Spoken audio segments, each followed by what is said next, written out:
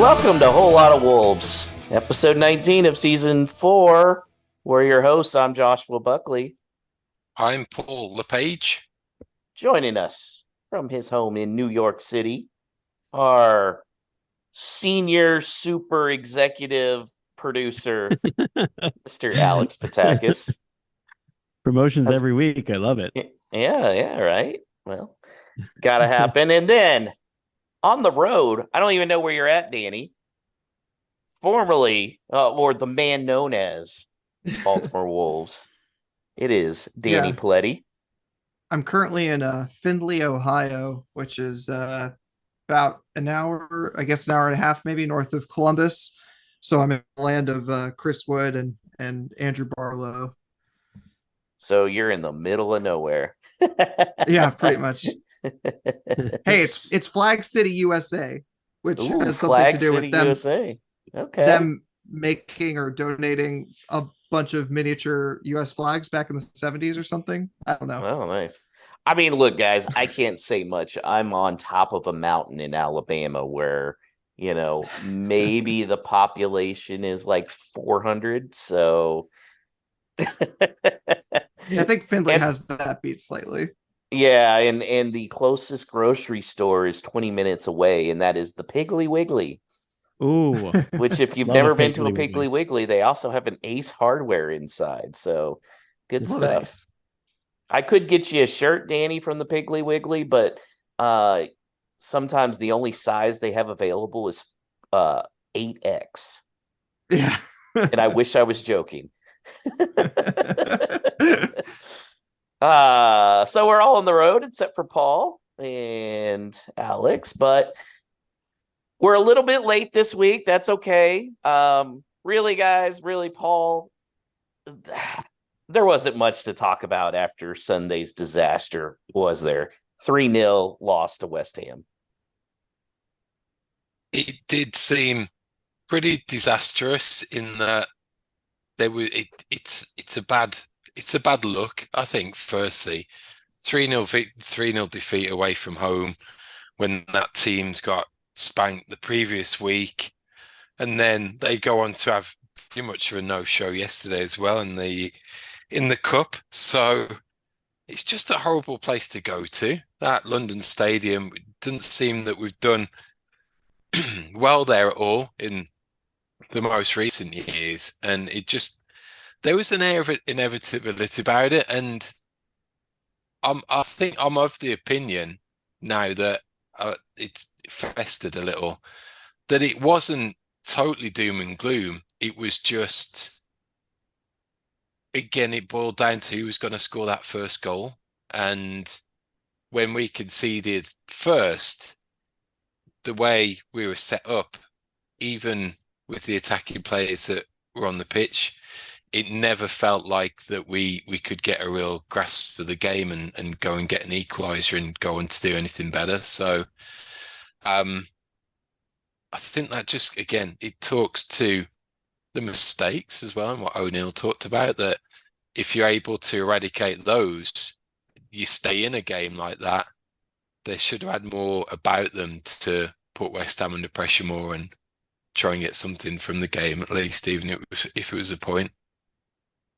And it was the first game that they haven't scored since I did the salt rubbing in August. So little sad there.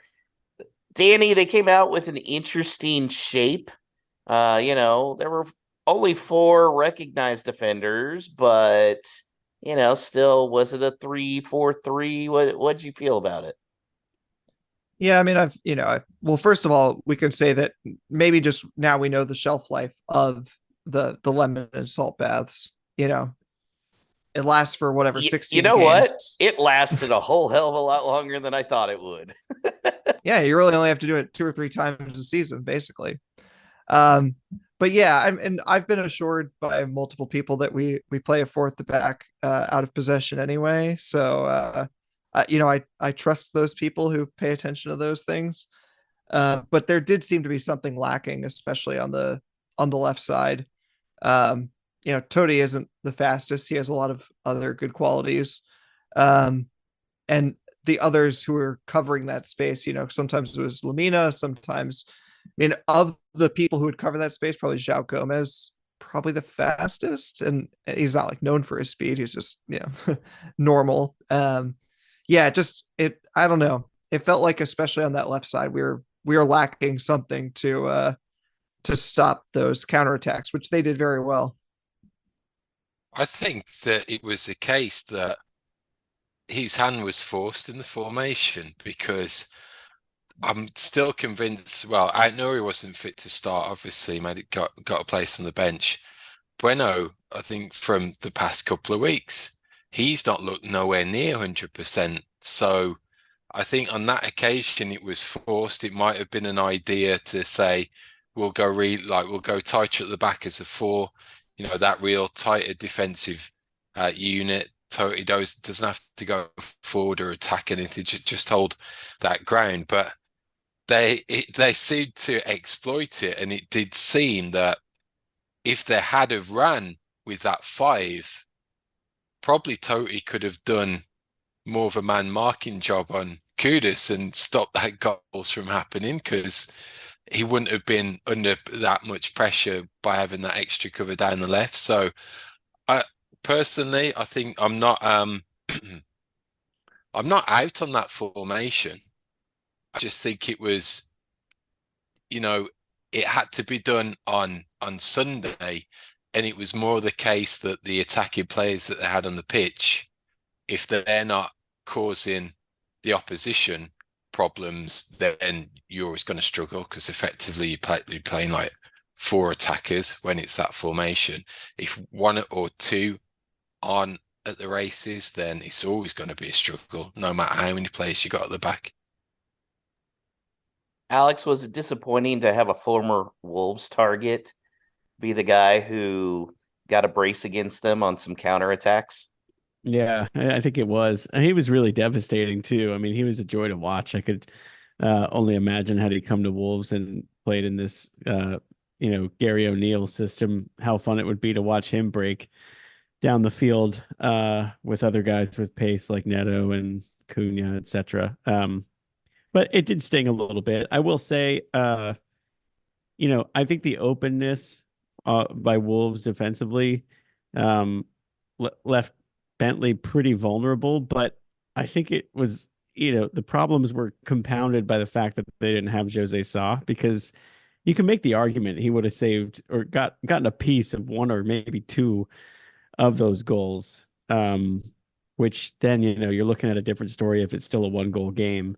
Whereas, towards the end, Wolves were just throwing everything at it and then got exposed by Jared Bowen for the third goal. So I think it was just a confluence of like the wrong combination of guys not being available and a really tough time to try to play that shape with the guys that they had. But Kudus was great. It was a joy to watch, other than the fact that he ruined my weekend. Other than it was against us.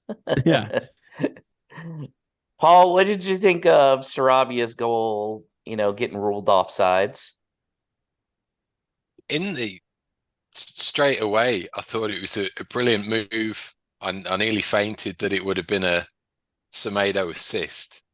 But even in real time, me watching, I just thought that's offside. And I was generally surprised that they didn't flag it initially. Yeah. I was really surprised that a goal was given. When goals are given like that, I know you're talking like it's the law and it's how the technology work. Offside's offside, whether it's a millimeter or a meter. But when it's that close, and you can't be squabbling over pixels on a screen when it's something like that. So I think the Arsene Wenger daylight rule should be in effect for stuff like that, and Paul, it you're should be killing a me. goal. I can't deal with the daylight rule, but I will say that, just briefly, without opening a whole VAR can of worms, it's like, I'm fine with it being offside. It was offside. If it's like a millimeter offside, it's offside. But at the same time, like, I just always go back to, like, this is not what this rule is meant for. In my perfect world, if you were going to use VAR to judge offside, they would just look at it again without drawing lines. And if it's not discernibly offside, then you just go with the original ruling. Because the point of the offside rule is to stop cherry picking, which people in the UK, I'm told, call goal hanging. Like a person literally Cherry standing next to picking the is a goal. way better thing, I Yeah. feel like. Yeah. A person standing next to the goalkeeper when the play is on the other half of the pitch, which used to happen before the offside rule. And so they introduced a rule to make everybody play up closer to the ball. This is not what it's for. It's not to stop a person having a millimeter of advantage. So, like, in my perfect world, that's not offside. In the world that we currently live in with VAR, it is 100% offside, and it was the right decision. I just hate it. But there was a little bit of controversy as far as fouls when there was a question on why our Mr. Guardian, was he fouled? Was he not fouled? I was generally staggered with that. And again, like even in real time, I'm looking at that thinking, shit, he's got to be careful there. We're looking at a sending off because Again, yeah. it was in real time. It looked a bad challenge, and it got even worse when it was replayed than when it was slowed down. So he wasn't even going for the ball. His eyes were on the man, not the ball. No intent to play it, and it wasn't like it was a one-off either. He was on a mission. Guval was to probably try and kick him out the game or do it to someone.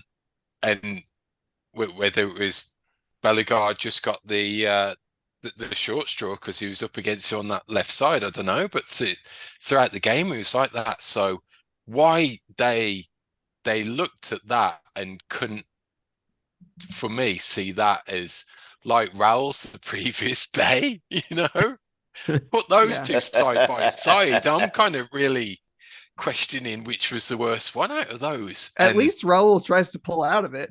Yeah. How he's not even, why he's not sent him to the screen to take a look at it is beyond me. And it's our Australian friend Jared Gillett again. It's just these misinterpretations time after time, individual mistakes by these so-called professionals that they should know what they're doing. You can't have one decision one day and a different decision the next on two similar events on a football pitch. It doesn't work. By the way, who did it better, Raul or Collins last year? They were so similar. You saw I had to post that on Twitter. Yeah, I had to it was post great. the pictures side by side. Unbelievable. Yeah, Collins had the better form, no doubt. he did. I feel like he definitely went in for more of the Cobra Kai strike than Raul did. His was definitely, I'd say sweep the leg, but it was a chest kick, so not really much leg sweeping. Paul, what's the one thing you feel like Wolves can take out of this positive? I mean, O'Neill seemed to think second half, hey, we dominated the game. Although that really ticked me off. I don't want it turning into a Jurgen Klopp like, well, guys, if you take away two of the goals, we only lost 1-0. No, you lost 3-0. There's not many positives, unfortunately. And sometimes in a game like that, you could say, well, at least that player played well, or at least we got a good goal or something from it. I'm struggling to really think of a man of the match. I'd probably say, like, at the very most, someone like Sarabia was maybe a 7. And I suppose that's a slight positive that he could play in that type of game and influence it in some margin that he did. And negative, it's a positive in a way that it shows you that Jose Sar's head and shoulders number one. But then if there is question marks over that injury, if it's something ahead of the January transfer window up and the Sons of Saudi Arabia calling, then that's a whole different conversation. So it's a generally tricky one to pull anything positive from Sunday. Yeah, I mean, Bentley's got to watch out at this point with kind of his last few performances. Watch out for that Swan. I mean, he could be coming there to take that backup goalkeeper job, right, Alex? The Swan is coming, Thomas. Oh my God. Well, so that was that game. It's just kind of a frustrating one. Now, one good news for us being a little bit later this week is there's a lot of news for us to talk about. First off came John Percy of the Telegraph, who, as Paul likes to say, he doesn't think anything is official until John Percy starts tweeting about it. He said that striker and winger are the priorities while also moving fringe players out. And he listed Johnny as one of those fringe players, listed Fabio on the market. But then the surprise, Paul, was he put Sasa in there. Why do you think Kalajdzic just isn't fitting with O'Neill? I think it's a genuine just mismatch in the way that O'Neill wants to set a team up. And I think one thing that he's said, and he's often repeated, is that he's got this ideal of the way that he wants his team to go out and play, and that if he's not there coaching, they would know how to go and execute it. And I think he's talked about players that either fit that or whether they can be tweaked to try and fit that. And I just think that what Sasa offers is just not aligned with that whatsoever. And I think it's been really telling most recently that when you're in that last 15 minutes, last 10 minutes, you're behind or you're chasing something, just to have that big target man up to put balls into him and see what happens, like what was happening at the start of the season, that's totally vanished as well. So we only see a small part of the story. Maybe O'Neill's just seen over a period of time in training that even if he has got that type of role, even if there is space on the bench for that type of player, it's probably not Sasa. Danny, do you think part of it is just that he doesn't fit the high press style that O'Neill wants to run, or doesn't have the stamina to use it? I think that's possible. I think that's. I mean, how many minutes of Sasha have we watched? We watched 45 minutes of him last season. I think he's up to about 160 this season, so 200 minutes or so. But yeah, I mean, it doesn't seem to be a strong suit, the kind of pressing, especially when you talk about, Cunha and what he brings. Although I will say for this last one, it's kind of frustrating because, I mean, especially at 2-0 down, and it just didn't look like we were going to get anywhere. Not to bring him on for some more substantial minutes is just very frustrating. I know that he probably has a way he wants to play, but I've also been frustrated at the very like for like subs when we're in these situations where he'll bring on Sasha for a few minutes, and maybe he might do the same in some world with Fabio, who knows? But he always brings them on for Cunha, and I just feel like Cunha is doing such a good job of knitting things together that like bringing off Cunha and bringing on Sasha is already taking away a lot of what Sasha might be there for. Like not to be able to feed off of the good things that Cunha does. It's very frustrating to me. I don't know. Be kind of disappointing to end up without Sasha after literally, like I said, 200 minutes over the course of a season and a half. But I mean, I guess if he doesn't fit, he doesn't fit. Alex, do you think if they get rid of him, they may be regretting it if O'Neill doesn't stick around at Wolves for a while? It's certainly possible. I think he's kind of at a point in his career where, if he's ever going to take off, he's going to have to do it now, right? So, and so much of that is going to be health related. So, it's really hard to know. Like, I could see a situation where he would get a move to a lesser league maybe go back to the Bundesliga or wherever, and end up being successful there. And maybe we would sit here and say to ourselves, oh, he bagged 15 goals this year in the Bundesliga. We regret it. But that also doesn't mean that he would do that in the EPL. So like it's maybe it's just not his level, and then maybe that's because he's had multiple knee surgeries, and he can't just be a tall guy who can score goals in this league. It's not just Gary O'Neill. To your point, like even if Gary O'Neill goes, the likelihood of the next guy coming in, not having question marks surrounding a player like Sasha, I think is it's more likely than not. So, and then the other part of it is like what that succession would look like, right? Like who the next striker to come in would be and who that next coach would be. Now, the only thing would be if like somehow they like in a fantastical world they brought back Adama Traore and we started playing like championship style football with a back five where we're basically just crossing it into the box hoping that a limb or something gets on it. But that's not what we want to watch anymore, and that's not what we want to play anymore. So Unless you're on FIFA, baby. unless unless you are on FIFA. Although I will say, after reading John Percy's report, I did list both Sasha and Fabio for transfer in my FIFA career, so or whatever they call it now, EAFC. So it's going to be That's sad to see right. them go. But I'm currently scouting for a new striker, much like Wolves are in real life. I understand there's a no stupid question regarding this, Alex.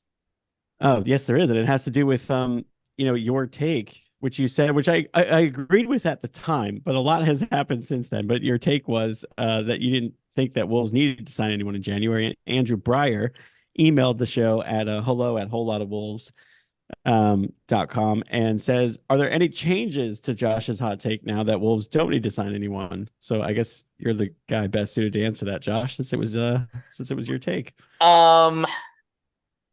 If they get rid of Fabio and Sasa, then yes, they gotta get somebody. I still think everywhere else they'll kind of hold back. Again, just they're trying to reset as much as they can for FFP. But remember too, Frazier's there. Frazier kind of profiles like Cunha. Maybe he's a good fit. I don't know. I wouldn't be shocked if we see him at some point, especially if they get rid of Fabio early in the transfer window. I wouldn't be surprised if Frazier comes in and they try and see what he can do before they bring in somebody else. I don't know. Am I crazy, Paul?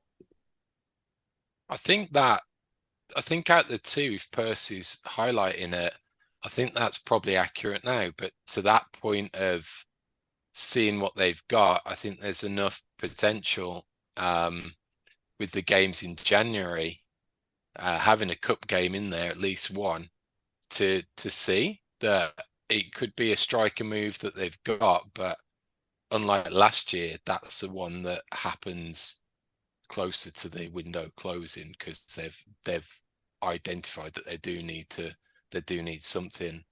Now, with the winger, that makes more sense to me. It looks like Neto will be more eased gently back into it.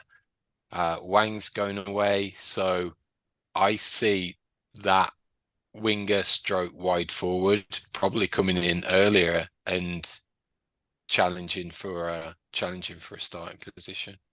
See, I don't know there either because we still got Enzo. Enzo's still around unless He's his not even touched the development. bench though. Yeah. Yeah. So I don't know. I think think if they do bring in somebody, like you said, a wide forward almost, somebody that can play both of those spots. Yeah. What I wonder, as a little bonus, no stupid question, is the profile of striker if they were to sign one in January. Would it be someone who is a bench option for, when Cunha has to come off? Because sometimes the way Cunha plays, they can replace him with Bellegarde. Or would it be someone who would start in a formation with Cunha to actually allow his creative abilities to flourish in a way that we, I guess they did during a 5-game stretch, but it even that felt like it was like, pulling teeth to accomplish that. Like, I don't know. I guess it's a budget I think thing, it would right? be Like, somebody that's a great question, by the way. I think it would be somebody that would be viewed as a direct substitution for him. Because as Danny said, O'Neal likes to make like for like changes. yeah. Yeah. I don't know. I thought it's interesting because I think a lot of it, like the guys they've been linked to, a lot of them are very young, which I like. They're kind of going back to that old model, right? A lot of it's succession planning. There's the Jonathan Rowe, that winger who's at Norwich, who's 20 and it's been good for Yeah. the England under 21s, etc. Like, I almost look at him as like a guy who, like, 2 years from now could be Neto's replacement if they were to sign him. But I wonder if the same goes for that striker position because while Cunha's been good, we've been talking about a number 9 for literally since David Luiz nearly ended Yeah, the life yeah. of ours, you know? So I don't know. It's mad. I don't know who that magic person's going to be. They keep swinging and it doesn't seem to land. It's hard. Danny, there's not many good number 9s though in the league period, right? Yeah, I mean there's a couple things going on, but the main thing is that every team outside of the top 6 and even several of the top 6 teams, to be honest, would like a striker, like a more or less classic number 9 who's going to score 15 goals a season or more. And you're going to be hard pressed to find that player because they are not that common. The other thing is that position just hasn't been as common in soccer these days as it used to be years ago. So, I mean, the kids just aren't there training for it in the same way. So they become rarer and rarer. And it becomes this kind of like perpetual news cycle for, I assume, every team. I mean, obviously, I'm most tuned into the Wolves side, but I imagine that if you're Luton, if you're West Ham, think about West Ham. Like, they don't have a classic number 9, and I'm sure that some of their games that don't look great, they think, man, if we had a classic number 9 up front, maybe we would score. But it's like, what are the chances of unearthing someone? I mean, the ideal is literally what we had before, which is Raul, who is a person who had lots of potential, never quite got the minutes to show it off, and maybe got a too big, too soon move. And then he comes to your team, and because the level that you're at, he's just banging in goals. That's the ideal. Is like, you don't have to pay a ton, and he's just suddenly going to be scoring close to 20 goals a season. But I mean, that's literally lightning striking, and I don't know that it's going to happen twice. It's like, I'd rather, and I'm sure that they're working on all these possibilities, but I'd rather, us look for something that is more similar to what we have that's working more or less now than trying to go out and find the next Raul, because you're probably not going to find it. I mean, Raul was like Harry Kane light, like back then. I mean, like, that was the thing. Is like, he'd be involved in build up and he'd be scoring goals left and right. And I just don't know that you're realistically going to find that, especially on the budget that we're on. I'd like to travel to the multiverse where Raul never got that head injury and see what would have happened with Wolves. Well, we would have been playing would have Champions progressed. League football. We know that. So Yeah, that's right. Winning the league, baby. Adama Traore would have led the EPL in assists. possible. Pedro Neto still does, by the way. Yeah, He will yeah. come. He will return to action potentially, still leading the league in assists. It's amazing. I'm That loving blows it. my mind. Yeah, that blows my mind. Another big news was, our friendly neighborhood smiling Joker, Steve Cooper. He got the old axe. Sorry for, hopefully he can find some good dentist that'll take it on the cheap.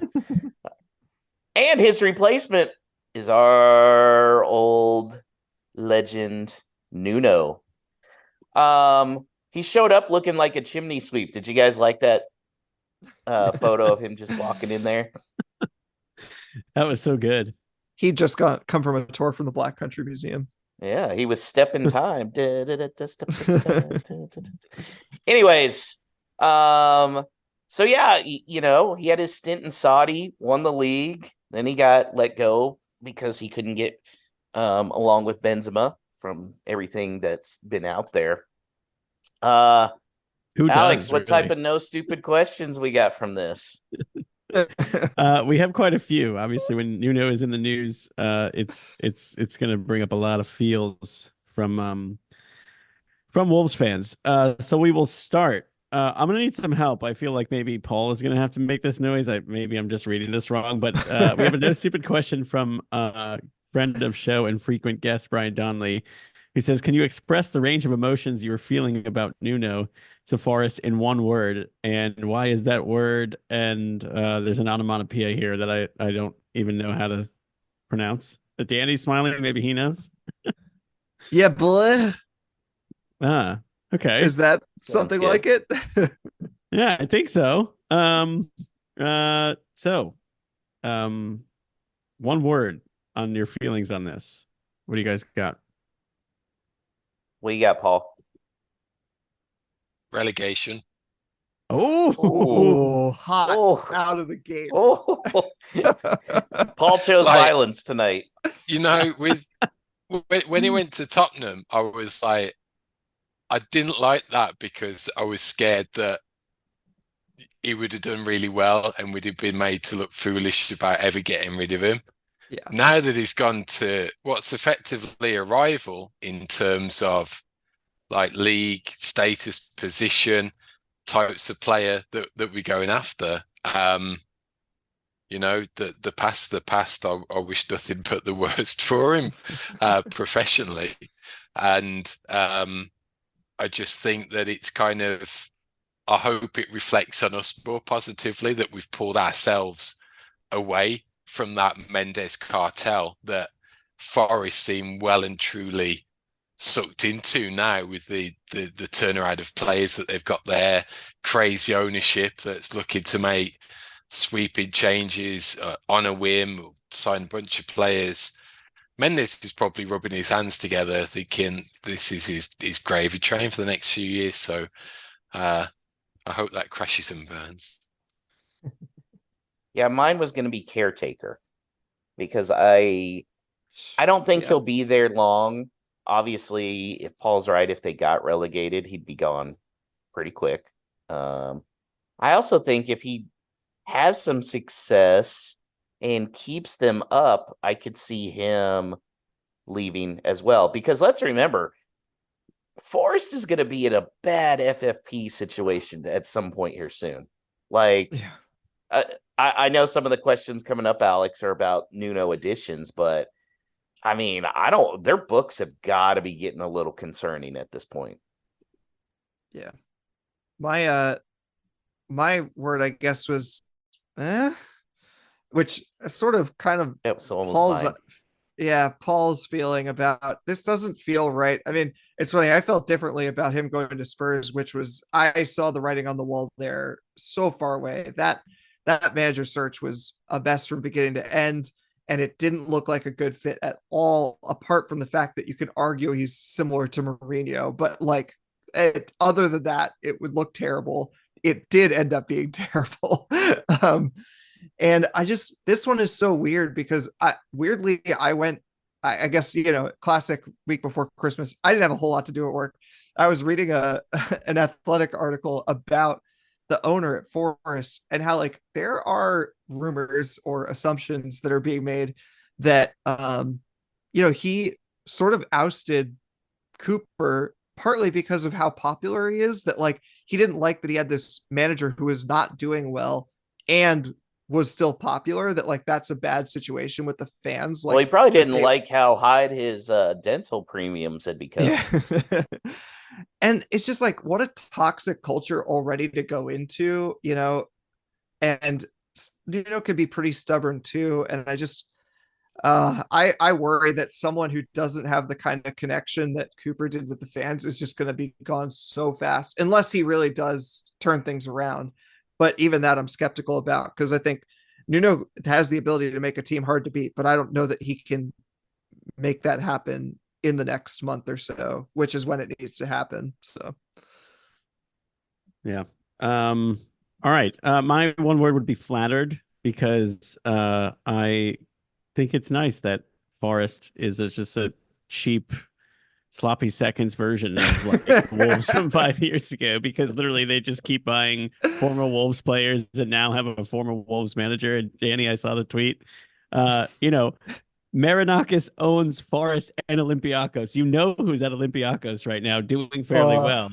Daniel Please. Podence.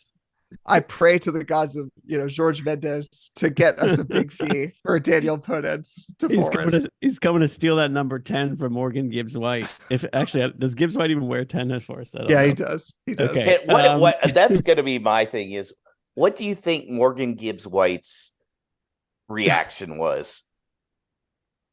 Way more of an expletive than what Brian Donnelly nominated, I would say.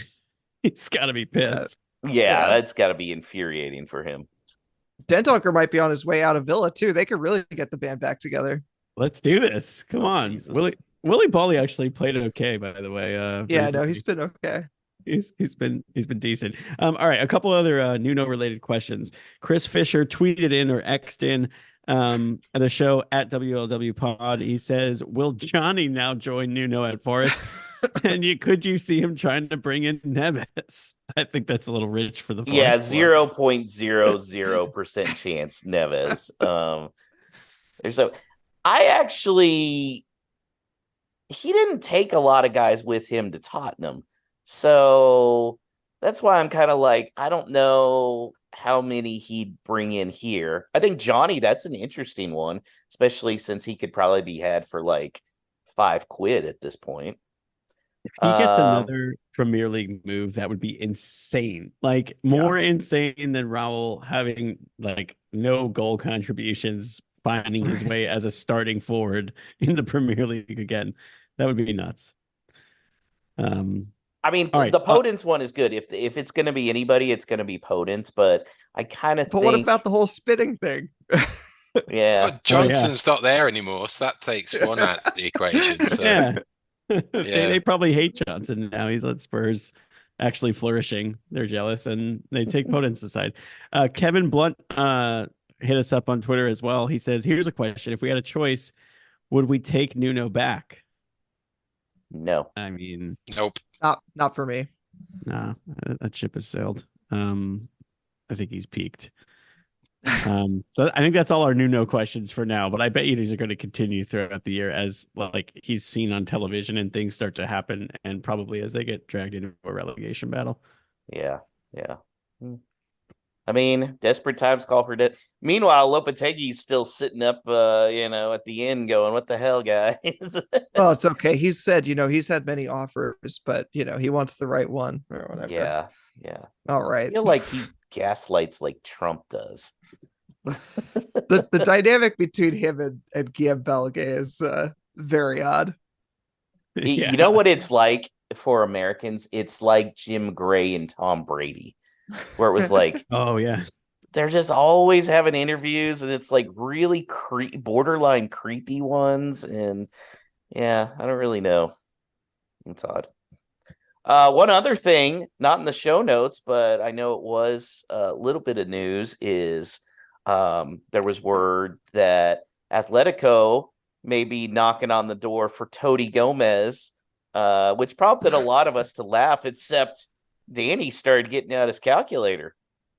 Yeah, I don't think it's going to happen, but if they wanted to come in for Toti, I mean, let's, I guess, give the listeners some background. I just made another spreadsheet, which I just got tired of looking up contract information for our players. And so obviously it has length of contract and also what we bought them for. And so, of course, I just put that number in for Toti and it's £700,000. So if they wanted to pay January money for Toti when they're hard up for a guy in his position, if we're talking like £20 million, that's a pretty big profit on a single player. So I think Matt Hobbs doesn't turn that down. That being said, I don't see it happening. Just a minor correction as well. It's not Atletico. It's actually the Real Madrid. So you're talking about Real. I thought it was Toti. Atletico for some reason. No. So it gets even crazier. Yeah. It's so unbelievable that you couldn't even actually your brain didn't read Real Madrid. Yeah. I need the movie guys to kick in when what was his name from the movie Goal? Oh Santiago yeah. something So, leaves yeah. from Newcastle and gets a move to Real Madrid. So yeah. Also, the podcast version of an evergreen tweet is Danny saying, "I made another spreadsheet." Yes. Paul, deal or no deal? You get offered 25 million for Tony Gomez with a 10% sell on. I'm just resigned to it. It's a deal every day. You give me a deal for Neto, I'm taking it just Yeah. because they will take it now. They're not going to run the risk of what happened to Traore. They got to cash in on these players. I've like it's a little bit of my heart detaches each time because I know it's a day closer to them eventually leaving. I love Cunha so much and his smiles of delight, but I still can't get that full attachment because we're never going to have a Ruben Neves. Oh, that That's is right. the Paul, the glass half empty Paul that we know and love. Bah humbug. Bah humbug. And finally, a little bit of good news. Our boy Hwang Hee-chan officially signed his contract extension. Paul, I mean, you're not worried about him leaving too, right? But again, it's the club doing it right, you know. It's locking him down, and um, it could be that they've pulled a master stroke, and if he continues on that trajectory, someone will pay way over the odds in the summer if he hits double figures, 12, gets close to 50. Geez, because that will get people's attention regardless of the contract length. So I think it's a no-brainer based on that, or the flip side of having him for the amount that he came in and the contributions that he can make, of just being a really useful member of the squad that is not necessarily even a starter because we haven't spent a ton of money to bring him in comparison to other forwards. So if he is coming off the bench more in a year or two, does it really?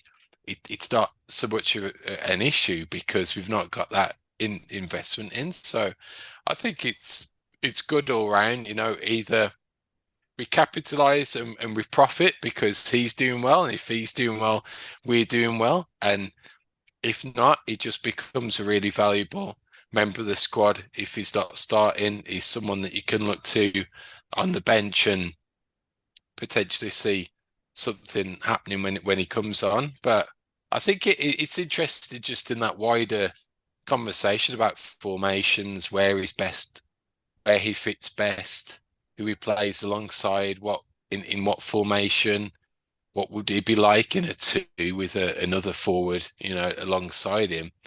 I think for everything this year, and it was really highlighted on Sunday's best works in and around the box. And if he's not really there causing trouble, then he goes pretty anonymous. So how do you maximize that output? Paul, who is more excited about the contract extension, Gary O'Neill or Russell Jones? Oh, that's a good one. Um, I think, yeah, Russell was probably rubbing his hands together with that. Oh, Russell had to be ecstatic. But sadly for us, I just think it talks to Korean tour rather than American tour moving forward. does. So It yeah. does. Yeah, 100%. Yep.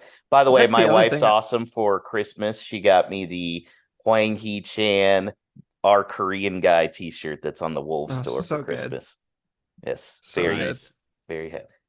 And we just have to tell my mother-in-law, oh, my team have Hangul player. That's how she knows it.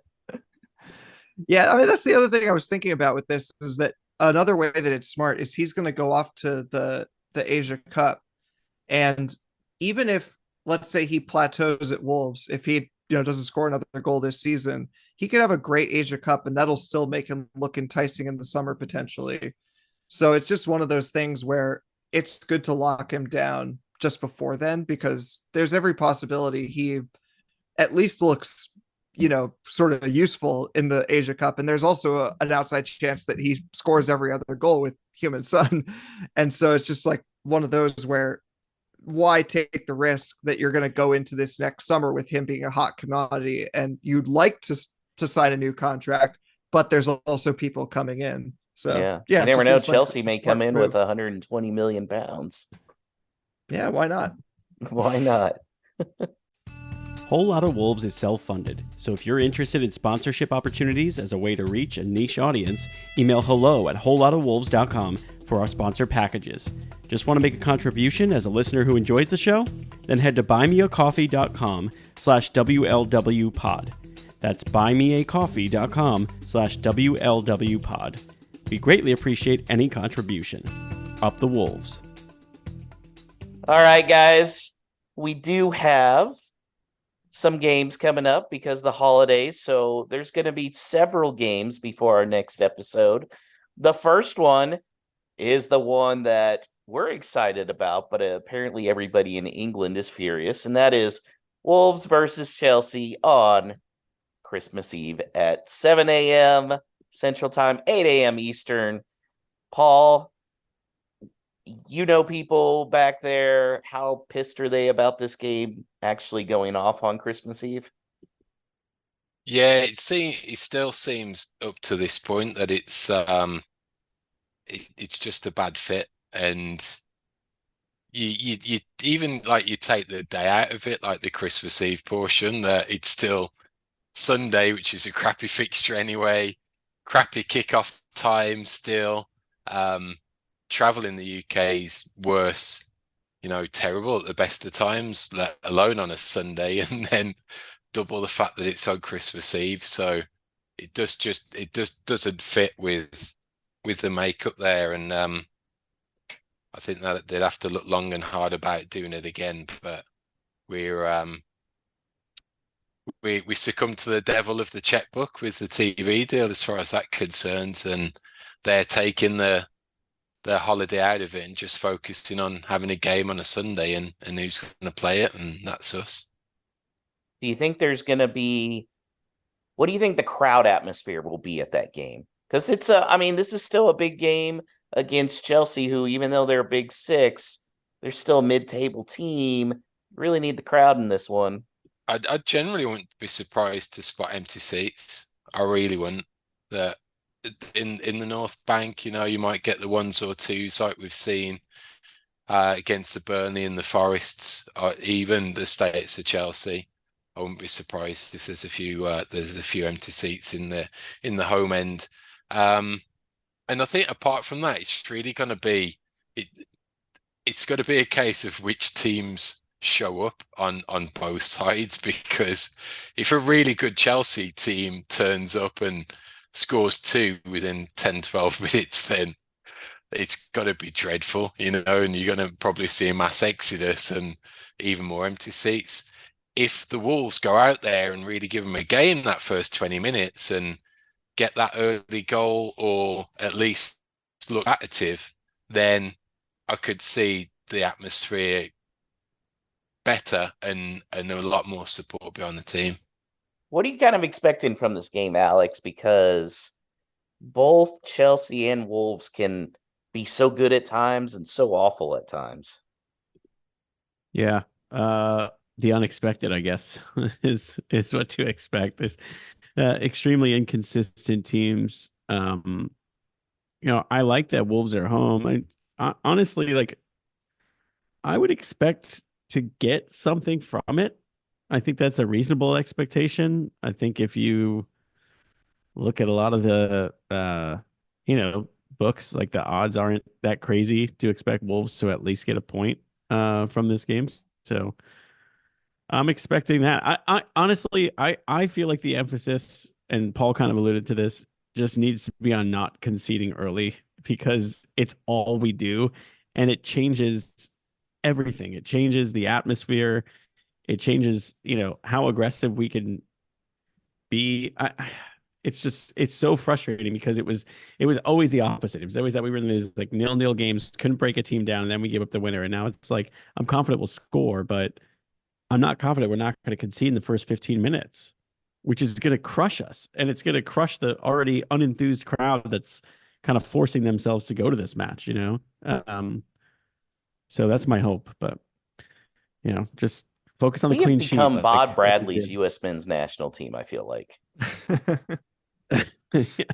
Where it's just like we're just playing from behind constantly because of something. And I like O'Neal. I like what O'Neal's doing, but you gotta correct that. Danny, what do you think is gonna be a key to this game? I mean, how do I not repeat? Don't concede early. Don't concede early. Don't concede early. Yeah, I just like Alex said, I sort of expect some chaos, and I guess I'll add to the not concede early is don't get sucked into a physical battle, especially after the whole thing with Bellegarde in the last game getting really roughed up. I don't really see our players this way, but if they felt like there was sort of a chip on their shoulder about being hard done by there and being like, well, I don't want to get pushed around in this game and sort of fighting back because I sort of am expecting a bit of chaos. I just don't want that chaos to show its face in the form of us getting a player sent off. And Paul, one of the downsides of playing on Christmas Eve is Wolves will not be playing on Boxing Day. That game against Brentford's going to be on Wednesday in the afternoon, 2:30 Eastern, 1:30 Central. Is this the first time you can remember Wolves not playing on Boxing Day? So that Man City comeback one was moved. So Was it? yeah, originally Yeah. that was going to be a Boxing Day. I think that was probably moved to the equivalent day, thinking about it now. But that's what stinks so much about the whole Christmas Eve thing, because the Boxing Day one is much more of an institution and it's just what everyone looks forward to. And me, myself, even watching thousands of miles away, that it's much more exciting knowing that you've got through Christmas, had a real good time, yet you've still got some enjoyment the next day of getting up and watching the game. It just makes it into like a really nice long weekend feeling. So to have that delay is just gonna suck really bad. So the the games after Chelsea on Sunday is Brentford on Wednesday, and then Wolves play a hot Everton team as well on next Saturday, 10 a.m. Eastern, 9 a.m. Central. Alex, Everton is like looking like they're not going to get relegated even after taking that harsh penalty for breaking FFP rules. Yeah. All Sean Dyche needed was another chip on his shoulder to spark this Everton team. That's gonna be a weird one. Like when they played earlier this season, that was the game that Sasha, I think, scored a winner after it was just kind of like a Yeah. dull 0-0 game for almost the entirety of the time. I feel like this one's gonna be much different. I think Wolves have found their footing offensively, and Everton are obviously very informed. I'm slightly optimistic based on the fact that Wolves are home and it's back to kind of like regularly scheduled programming in terms of holidays being through and it being a Saturday, 3 p.m. kickoff locally there. So, but I don't know. I don't know what to make of Everton right now. Like I don't think they're going to get relegated. But like, how could I say in confidence that they're going to keep up like what they've been doing? I can't. I really can't. So, um, and so much can happen between then and now. Like Danny was saying, like one red card on Christmas Eve, it changes everything for the next few fixtures, and there's so much congestion. So it's gonna be a mad week or two here. That's for sure. All right, so I'm going to throw out some names, and Paul, you have to tell me how many of the next three games they're going to start. Okay, Cunha, 3. 3. Alex, Yeah, I'd go 3. okay. Danny, I had to think about it a bit longer, but I have to go with 3. I think he okay. starts all 3. Now I'll start making it a little more difficult. Neto, Paul, 1.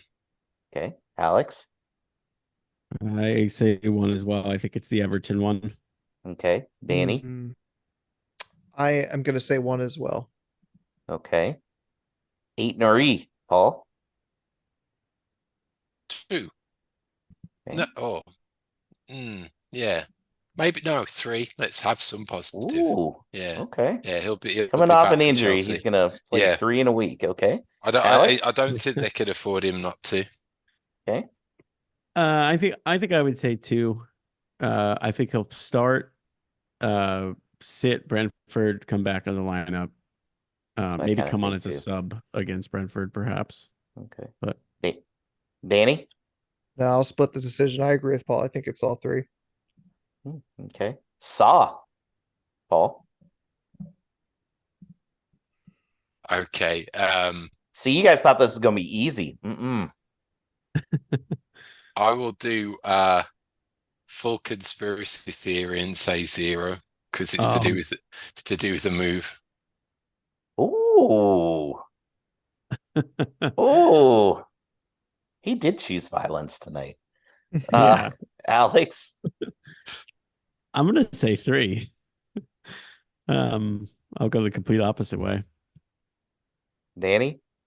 Yeah, I'm gonna go 3. But if he doesn't start against Chelsea, I know he's gone. Or maybe they make up some other convincing lie about why he's not playing. But Oh I say man, 3. that'd be interesting. That we'd never get our Wang Hee Chan Jose Sauce sitcom, which would make me very sad. Make me very sad. And then finally, Paul Sarabia.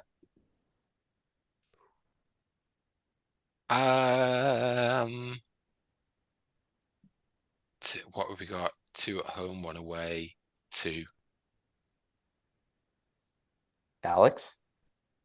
I'm gonna say 1. I think he starts Christmas Eve. I think they rotate him out because of it. He's a little older to be playing that many minutes, and then I think Neto's back, so he's not in the lineup for the Everton game. Okay. And Danny. Yeah, that's my answer exactly. All righty. Well, now let's talk about predictions here. We all sucked this week. Nobody got a point. And so the standings still remain the guest spot with 16. Danny and Alex have 13 points. I have 12. And Paul needs a good stretch here. He's hurting. So let's start with the Chelsea game. Danny, what you got? This is going to be so difficult. I'm being honest. All 3 of these are going to be so difficult to me. Uh, I wish I felt more confident about the Chelsea game. It just feels like one of those where when all the other teams have played, I don't know. I worry that the atmosphere is going to be weird on Christmas Eve too. Uh, let's go with let's go with 1-1. Okay, Alex. I'm a little optimistic about this one. I'm gonna say 2-1 Wolves. Paul. I'm looking at it and I'm thinking after that West Ham debacle and pretty much everyone looking at Chelsea coming to town and writing us off that when it be typical Wolves that we go and beat them. So I've got a feeling of what Alex is talking about, but I like lightning can't strike twice. Well, 3 times. What with Man City and Spurs, I just think it's got that status of club coming to town, even though the table doesn't reflect it. I just can't see us winning. The Danny 1-1's a really good call. I'm going to say it's going to be horrible and be 0-0. I almost took 0-0, but I am gonna just say 1-1. I think Wolves get a little early Christmas present and get a VAR penalty kick late in the game to get a point out of that. Okay, Danny. Brentford. Yeah, I find this one to be the hardest because they have actually been pretty bad. And Buemo's out. Ben Mee's just got a red card. But at the same time, their game that would be this week is postponed because of the Club World Cup. They were playing Man City. So they'll have had 10 days from their last game. And so if it weren't for that, I would say I think we go there and actually win 2-1, but I'm worried about it. So ugh, this is killing me. Do I go 1-1 again? This is the most depressing series of predictions I've ever made. I'll go 1-1.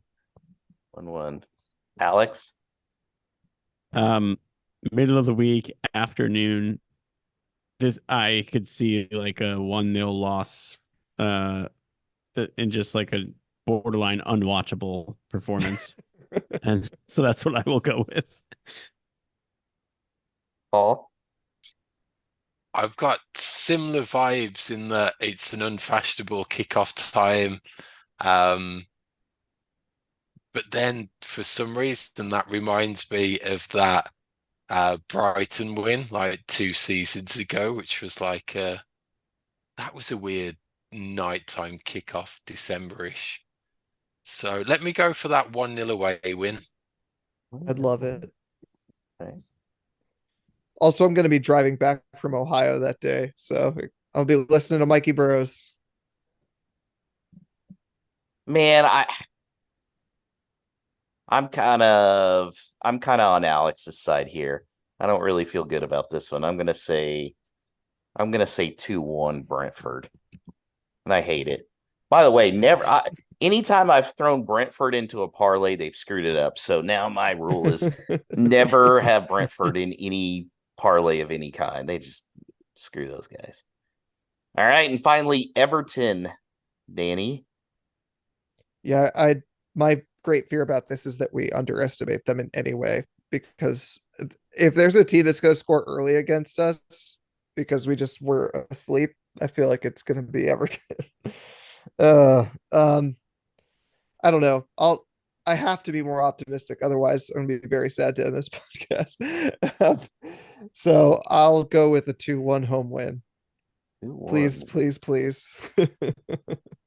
Okay, Alex. I am going to go with 1-1 draw. I think 4 points out of these 3 games makes the most sense. So that's why I do that.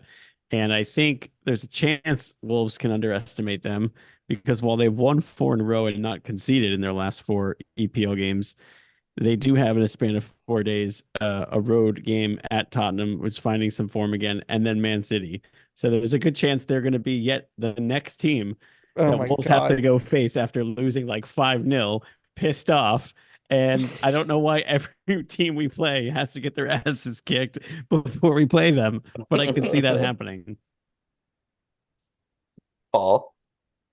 This has horrible Sean Dyche at Burnley vibes to me that we could never do anything against. And I've gone for that 4 points out of these 3 games. So I'm due a loss. We're going to lose 3-1. Ooh. 3. Ooh. At Yeah. home? Oof. Yeah. Yeah. It'll be a two early goals, one straight away after half time, and then a consolation. Oof. Oof. Again. You know what?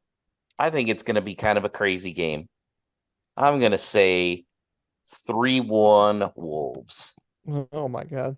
I don't know. I think some guys are going to be, I could see Huang scoring a brace as he's trying to go out heading to the Asia Cup with a little bit of motivation. Plus, Neto should be playing more minutes that game. So I don't know. I'm going to say 3-1. If Paul's right, we're going to have to sit through an entire January where we hear speculation that Gary O'Neill's going to get sacked or something. And I can't deal with that. Yeah. Yeah. You're not on a text chain with Andrew Smith. Love you, Andrew. All right. We got a lot of stupid questions this week, don't we? Or we got a lot of Yes. no stupid questions. It could be stupid questions. No, there are no Some of stupid them. questions. There are no stupid questions. And they are brought to you by Esfuerzo Wines, showcasing 3 generations of winemaking in every bottle. Head to esfuerzowines.com. That's ESFUERZO wines.com. Use the promo code Wolves to get a 20% discount on your order. I hope many of you, like myself, have done so in advance of the Christmas holiday, so you could be enjoying that for your festive meals as you go along and watch some of these festive fixtures. Okay, Michael Moser writes in, what is Josh going to do now that Wolves did not score? He's talking about the lemon and salt thing. Do you bring that back? Do you find a new thing? Do we just ride it So out? I'm gonna wait for this stretch of 3 games to evaluate. Do I need do suddenly we stop scoring again? And do I need to re-up that? Or is the scoring still doing okay and we got to focus on something to stop early goals? I don't know. So by next podcast, I should have an idea on what I'm gonna do. And then Okay, fair hopefully enough. hopefully we can get that video going as well. Yeah, You it's might need. possible. It's possible that the West Ham one was just a fluke because can salt and lemon stand up to the power of VAR? Probably not. So Yeah. I thought you were going to say to the power of the bubbles. All right. That one was tweeted in, by the way. Our Twitter is WLW Pod or X, whatever you want to say. Andrew Breyer, we got to one of his questions earlier, but he emailed us hello at wholelotofwolves.com. A two-parter. So let's get to the second part of his email. I was so excited for João Gomez in his debut. He drills a gorgeous game winner. Has he even had a shot on goal this year?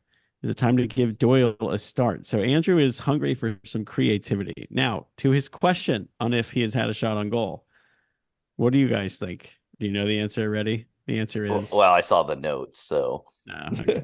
Yeah, well, you got to play along. No, he has not had a shot on goal. He's had 8 total shots, 0.27 xG. None of his shots have been on target. So, Andrew, your observation is a good one. Now, do you think his defensive contributions are enough to warrant him being on the team sheet every week? Because I feel like we've talked about Doyle getting a start here and there on this podcast. I feel like And this is definitely a Paul question. his suspension aside, like he seems like he's a guaranteed starter, but there are some games he's a little absent. No, Paul? I agree with that. I think he's a big game player, and in that respect, it's the opponent when he's got a job to do. Same as Lamina with the opposition and having that battle that they've got to do as a two in the center of the park. When we are under pressure, where we are having to soak it up a little, when he has got to go out and try and close down and tackle and do all the dirty work, I think it is a perfect fit for them two together. But I do think it's a challenge, and it has shown in his consistency that there's not much more beyond that. So is he going to hone himself and just be that perfect defensive midfielder? Hopefully, but out the two, it's been Lamina often that's been the more forward or more advanced, obviously coming up with that Spurs goal. So I could see, I think over this Christmas period, that a playing the likes of possibly Brentford away and Everton at home, it will be a case of seeing Doyle in for one or both of those. I still have faith in João Gomez. I mean, because when he's on, he's really, really good. He could be really, really good. But Paul brings up a good point as far as he's a big game player. And But Doyle, then it goes to yeah, it goes to the other players as well at the same time, is that we're looking for that creativity because there's nowhere else. If you're playing with an informed Neto, if Wang's scoring, if Cunha's looking dangerous, it doesn't matter so much. When all those are off it and you are looking around, where's it going to come from? Then I think that's why Gomez gets put under the spotlight, because he's looked as fallible when it comes to the creative or the attacking side of the game. I'm going to say it again. He's young. We think of João Gomez as a more mature player. I think partly because like these more physical players just tend to seem older to us, and also just sometimes their face they look older. But he's the same age as Tommy Doyle, and they're both only a year older than Fabio Silva. And Wow. these are players that we think of as kids. And it's like I love João Gomez, but I don't mind him Mhm. getting rotated more and us seeing more of Tommy Doyle. Not every game is going to be a Tommy Doyle game, but I would like to see more of them. I'm sure Bubakar is at a similar age too, you know. So I'd Or, like to see it more. or at some point, is there a distinct 4-3-3 in there where Yeah, the three gets played and you've got a forward line of Neto, Cunha, and Wang? Mhm. yeah. So, you still got the question marks about the the issue of a back four, but again, it comes to your defense starts from the top. Yep. All right, let's move on. We're gonna get some holiday ones shortly, but we got another another fun one that James writes in. Which two players, let's go from the Nuno era onwards, would most likely have a podcast unrelated to football, and what would the pod be about? So Cody's definitely got to be in this. And Yeah. I feel like Cody and Neves could have done a really fun podcast on reality TV. Because Cody was one of those guys who was all about Love Island. He was in that picture that was tweeted of them having the watch party. Kilman was on there, but I don't think Kilman would be a good podcast guy. So I'm gonna say Cody and Neves with a reality TV show, and I think that would be a good podcast. I'd listen. Yeah. Cody's a really good shout. I feel like Mhm. uh, an answer almost has to involve Cody. I'll go slightly Absolutely. differently and say that for a slightly different dynamic, I think John Ruddy, an underrated speaker, and Oh also yeah. I I hope I'm not just making this up. I seem to remember there being some clip of him on YouTube or Twitter that was like him doing a little thing about his back garden, that like he was planting trees or something. And it was just like it just felt it had a very great like gardening show vibe. And I would just love something where it was actually like John Ruddy's in control and he's the one sort of like saying like, okay, we're going to talk about this thing about landscaping, and Cody's the dum dum trying to like learn about these little things. About you, Paul? I think this one kind of writes itself that it's Joe Moutinho talking about wine, Oh. and he'd be doing it with Rui Patricio just because there seems so Oh, that'd be so so good. much class about them, and it would be more of a YouTube show, and there'd be something the wine and shaking and sniffing But then and you'd have talking to about bring it. in they'd have to bring in a guest every week. It would have to be one of the kids who they're like trying to teach wine about. And so it'd be like bring on Kilman or Neto or some of these guys, and they're like chugging it. No, no, no, you have to let it breathe. I mean, what the hell is this? Let it breathe. The other one, I haven't got a duo for him, but I think Matt Doherty could have one about fishing. Matt Doherty and Tom King, perhaps. Yeah. Yeah. Hunting swans. Yeah, with their Yeah. wax jackets on or something. Tom King, animal rescue podcast, maybe like Oh yeah. something like that. Okay, now to the holiday ones, as I alluded to. First, Nick Raytar writes in, which player shows up to the Christmas party with the ugliest sweater? I felt like this was easy to me. It's going to be somebody whose mom made the sweater. So I'm going to go Huang He-chan. I think he comes with just an awful, his Korean mother makes it for him. She thinks it looks great, and he walks in there, and it is god awful. He also does make some bold fashion choices. I feel like some of the Yeah. players, Even Russell Jones said yeah. that. Yeah. Yeah, just pick at him because he like fancies himself like a model or something. I With mean, some of have his you seen Instagram the posts. the images? I mean, I post them all the time, but the images from like I think it's Marie Claire or whatever in Korea that he does. I mean, It's classic, Korean culture. So he's got like full makeup on. He's looking Yeah. so glammed up. Yeah. In a similar vein, I was going to say Fabio Silva. I've seen Oh, several of his Instagram pictures, and it's similar. That kind of like sweaters that I'm sure are eye-wateringly expensive to someone like me, but looks so ugly to me. That's what I imagine. I'm going for Semedo because his decision making can be often be described as questionable. Yeah, does he still have that pajama top that says Daddy Wolf from that picture? If there's anyone who can find it, Danny, it's you. I Yeah. I Yeah, have that that's picture true. saved to my phone, but I don't know if that shirt still exists. I think I'll go with Jose Sa. I could see him doing something big and loud. I could see Or that. he Yeah. would be like he would also be maybe most likely to be dressed as Santa with like a dyed beard Yeah. or something like that. Krampus, maybe. Yeah. Stu writes in, normally we want it to be about wolves, but since it's the holidays, he simply asks eggnog or Bailey's. I have Eggnog. actually never had eggnog, actually. Eggnog. 100% eggnog. And in fact, if you can, go to the store. So a lot of the liquor stores do sell already pre-made eggnog with the alcohol in it.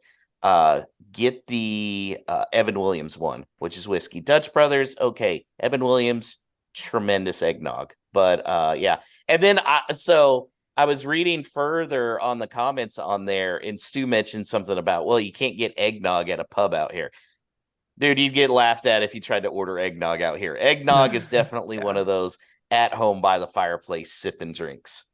Yeah. Well, I'll go one better and say that actually in my fridge at home, I have some homemade eggnog, not by me, but by a fellow Baltimore Wolf, Jackson Hickey, who got Nice. into it a few years ago. And now he's like fully into it, where he's like, he starts it like months ahead of time. Literally, we're talking about like, especially in Baltimore, it's like in the heat of the summer, he's starting these things.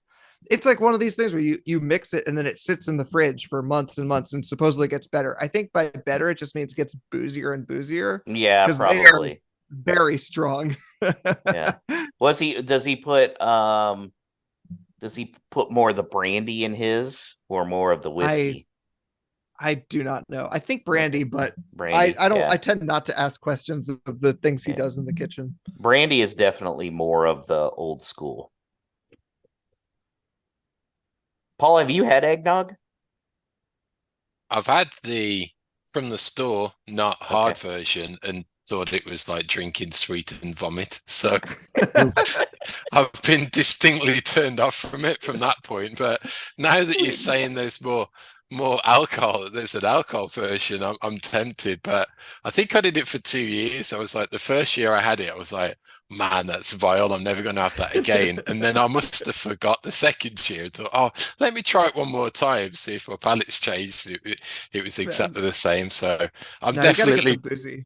yeah, I'm definitely Yeah. Team Bailey's. That shit goes in everything this year, Yeah. like coffee, breakfast cereal, just like on it goes. Bailey's in the morning. Now that's a Yeah. great moment, Yeah. Yeah. Morning drinking culture is so important to us in the States for this too. Like, because Yeah. I mean, Christmas Eve, we're going to be watching it. You guys are going to be 7 a.m. Danny and I are going to be 8 a.m. Actually, I don't know.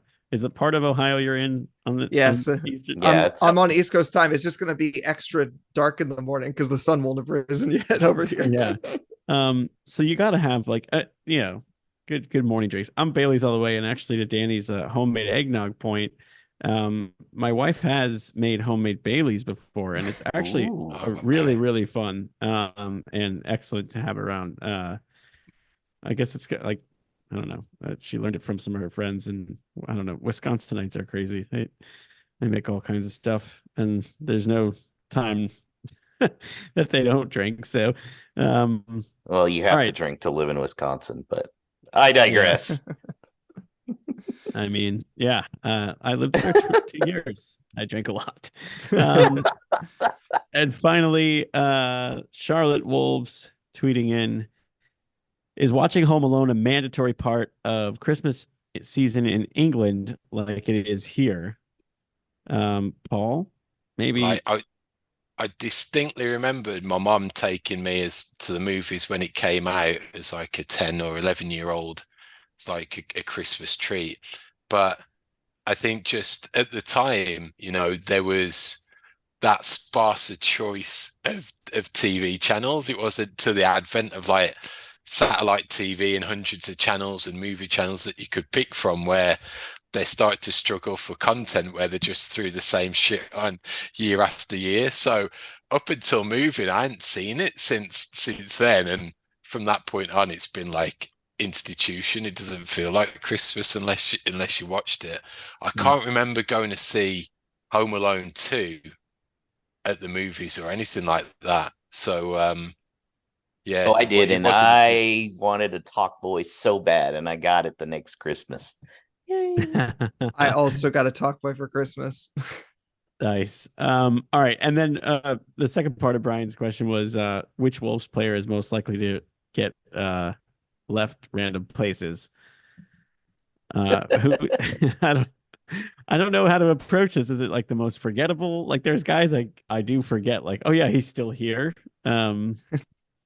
What do you guys got for the I view it too as kind of like you forget he's there, but he's also young and maybe like doesn't realize about. So definitely Enzo Gonzalez, yeah. because his name gets brought up, and I'm like, oh yeah. I'll go a slightly different way. I think so two I thought of. One gets disqualified, Sasha, because of his height, but the other one is Mateus Cunha, and I think it's for the same reason, which is that they're both just so friendly.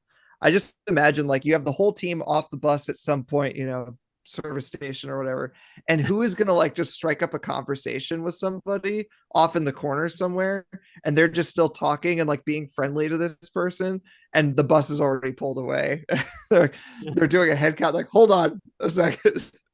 Yeah, I can see that. Yeah.